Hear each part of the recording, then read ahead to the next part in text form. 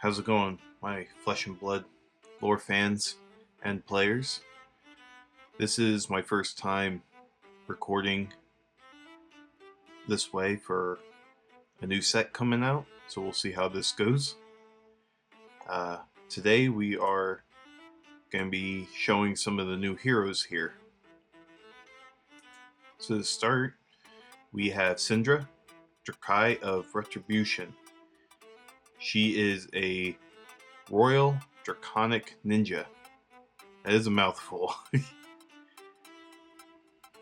But her ability text is whenever you hit a marked hero, create a fealty token. She has a once per turn instant, which costs 3.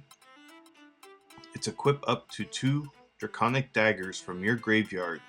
This costs 1 resource less to activate for each Draconic chain link you control.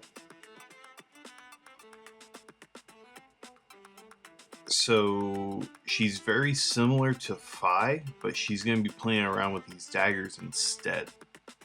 Now we did finally get to see what the daggers are. Not that.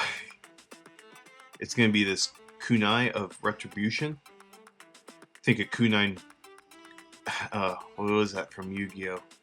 Like Kunai chain or something like that. Good old Yu-Gi-Oh shows. But anyways, this is a once per turn action. It does cost 1 to attack with it, and it is a 1 attack. But you do have to destroy this when the combat chain closes, and then it has to go again. Now, to me, I think you attacking with it regularly is not going to happen too often unless you're trying to push in for the kill. But I think what she's going to be doing is using a lot of the cards that causes it to throw your daggers at opponents. And I think Flick Knives is going to be a really big thing. Especially with Flick Knives, you can just consistently be able to get 2 damage to leak through that hero every turn. And it's almost going to be, you throw them, you throw your big link, activate the ability, get them back for the start of the next turn. Until, like I said, going in for the kill, it's like, cool, I'm gonna throw, get them back this turn, and then swing with them. So she has a very interesting ability. I feel like I'm gonna have a lot of fun with this, but we'll see what we get out of the set, plus the other cards that we have access to, and see how much of a threat she's gonna be this upcoming season. Alright, so next we have Fang, Drakai of Blades. And his ability is whenever you hit a marked hero, create a fealty token. I can't pronounce that very well, so I apologize. If you control 3 or more fealty tokens, I might be saying it right too, I don't know. Dagger attacks cost you 1 less to activate. So it's kind of doing the similar warrior thing. He is a Royal Draconic Warrior, which is the first warrior talent we're actually having. And it's very similar to Kasai, trying to make your weapons swing for free rather than paying for them. But these tokens are going to mean a lot for him. Which, let's see if we can find out what they actually do. Okay. So you have to destroy this. The next card you play this turn is Draconic. So could definitely help with the warrior action cards. At the beginning of your end phase, if you haven't created a fealty token or played a Draconic card this turn, destroy this. Well, they're not going to be getting destroyed very often unless you're fighting for a prayer, it seems. Because I think the Draconic heroes are going to be very heavy into that. Now, we also have his weapon here, which is a once per turn action, costs 1 to attack, which his ability can turn that off. It says if you played a Draconic card this chain, link, this attack is +1 and go again, which is very cool. I don't think it's going to take too long to figure out how to play him. I think he's going to be pretty fun. I think he'll be one of the first warriors that can actually use regular attacks plus his weapons, which some people are going to feel like he's not a real warrior at that point, but I tend to disagree. I think warriors did need a bit of a hybrid scheme going on to make them a little bit more threatening and a little more off of the whole warriors are extremely fair kind of thing. Which is my opinion. I do want to try him out. I felt like that a lot with Rosetta Heroes as well, but you get kind of stuck with everything you already are kind of playing with. And sometimes it's hard to dabble into new heroes, but I do want to get into Kasai a little bit in the future. And I definitely want to try Fang here if I have the opportunity. But Syndra is probably going to be my first choice. And then the last one, I wanted to save this for last because it's going to be the most complex. We have a new Arachne here. I'm not going to try and pronounce that at the moment. So this is your attacks with stealth that are attacking a marked hero gets +1, and when this hits, this gets go again. Can be very good depending how the mark mechanic is going to work with him. And it says at the beginning of your end phase, if an opponent is marked, you become a random agent of chaos and your life total doesn't change. So I feel like this is when things are going to get a little funky with this hero.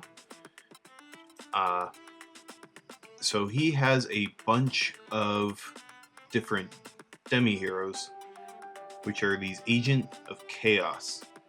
I will do a lore thing with this next week, which I'm going to start kind of talking a little bit about this whole chaos thing that's going on. But we have an Arachne Black Widow, which if you discard an Assassin's card, it gets +3. If it has stealth, if it hits a hero, banish a card from their hand. So there's a little bit of disruption there.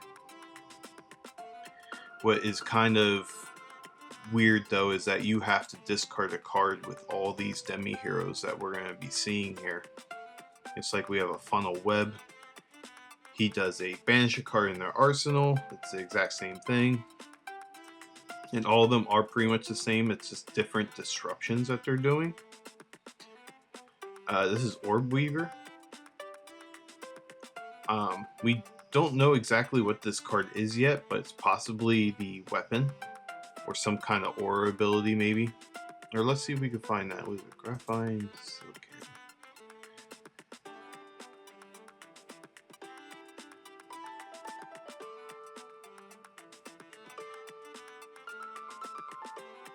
Alright, no.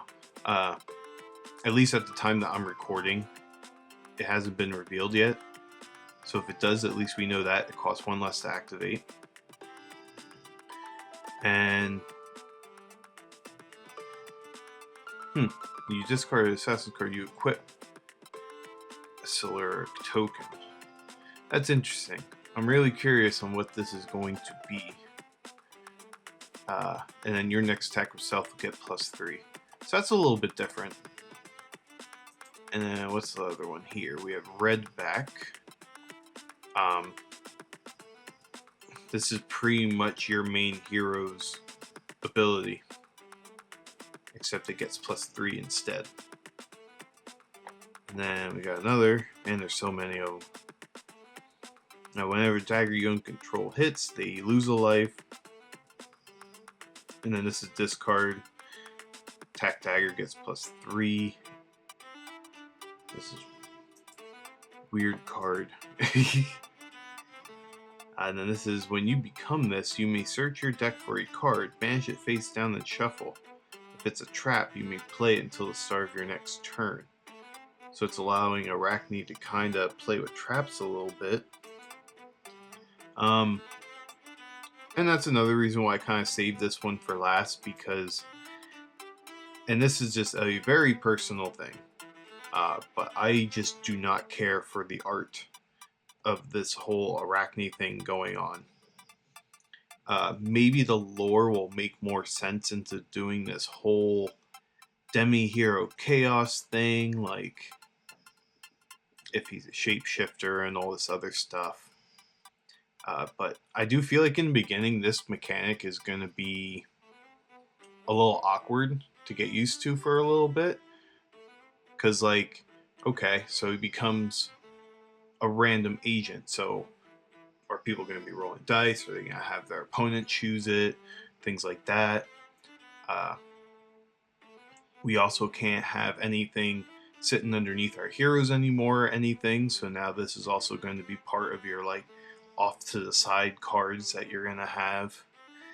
And even then, I think the art of a lot of the demi-heroes, it's, again, me personally, it just seems very messy. Like, there's just a lot going on, and I just don't think it looks good, personally. But some people are very excited for it, and I'm not trying to damper on their fun. I'm glad they enjoy it. Just in my opinion, other than this one, I think this one looks pretty cool. But as far as the others, it just looks kind of odd. And I think the shape-shifting thing's a little weird, but we'll get more into that next week. We do not have a weapon for him yet, but of course he has his typical Spider's Bite, Orbital Class, all that jazz. Yeah, so thank you all for watching. I know I'm a little bit different from the other people that reveal this stuff. They dig a little deeper. I just try to be a little generic, get some quick opinions, and of course I always look at the art too. So yeah, thank you all for watching, and I will see you next week for the lore talk. Take care.